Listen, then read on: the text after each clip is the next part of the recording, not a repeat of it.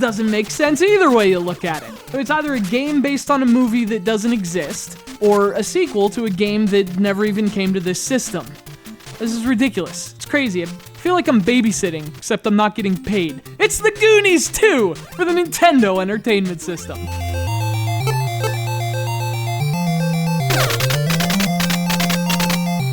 Speaking of that somewhat confusing name, I have to imagine I wasn't the only kid in the 80s who saw this game and thought, oh, awesome, they're making another Goonies movie.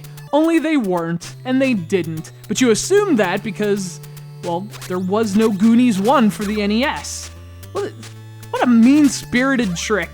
25 years later, I'm still pissed about it. I'm gonna hit you with my pinchers of power, Konami.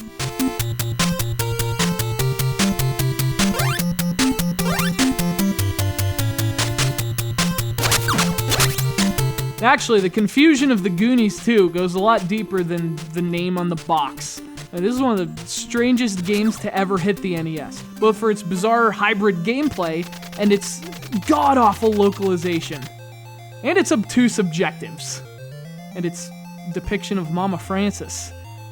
I'm telling you, I can smell her bubblegum!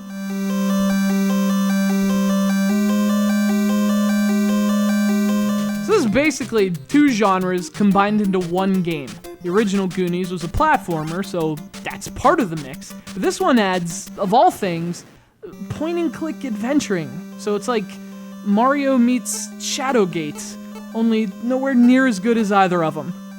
As for the story, well, that doesn't make any sense either. The Fratellis are out of the slammer, so they kidnap the Goonies. Mikey has to rescue them. Alright, makes sense. Then Mama Fratelli says something about, oh, I kidnapped Annie too. So you're like, wait, did she mean Andy, the hot one? No, she meant Annie, you know, the mermaid. What, should I bring her a dingle hopper?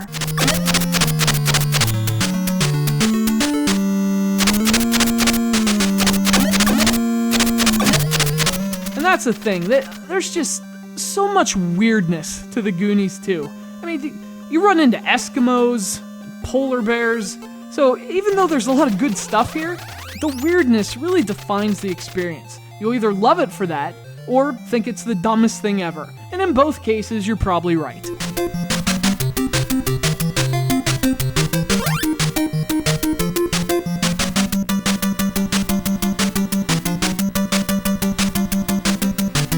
Speaking of the good, the game actually has an almost Metroidvania feel to it. You're dropped into this non-linear world, you're given no direction, and the game just says go. You end up going from these attics to caves, and that actually calls to mind the underground labyrinth that set the stage for the Goonies movie. So that's awesome.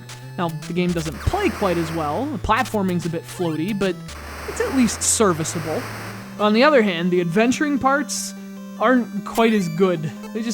They feel kind of underdeveloped and tacked on. And again, as you might expect, it's also pretty obtuse. Like, you have to randomly hit walls to find stuff, with no real clues or reason to do it. Now, some people love that, some hate it. Personally, I could do without it.